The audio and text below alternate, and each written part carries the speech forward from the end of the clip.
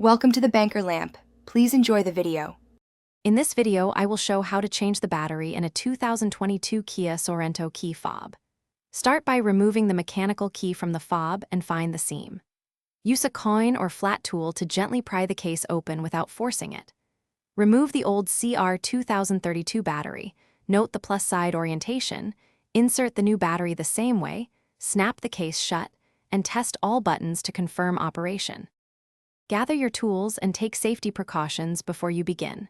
A coin or thin pry tool is ideal to avoid damage, and safety glasses protect your eyes from small parts. Keep a soft cloth handy to prevent scratches and work over a table to catch tiny pieces. Handle the CR 2032 battery carefully and avoid metal contact with both sides. Having a small tray helps keep screws or springs from getting lost. Begin by taking out the mechanical key and locating the opening seam on the fob. Use a coin to twist gently and separate the two halves without forcing the plastic apart. Carefully lift the old CR 2032 battery from its slot and observe the plus side orientation so you install the new one correctly. Reassemble the fob by aligning the halves and snapping them together, then press each button to verify the lock, unlock, and panic functions.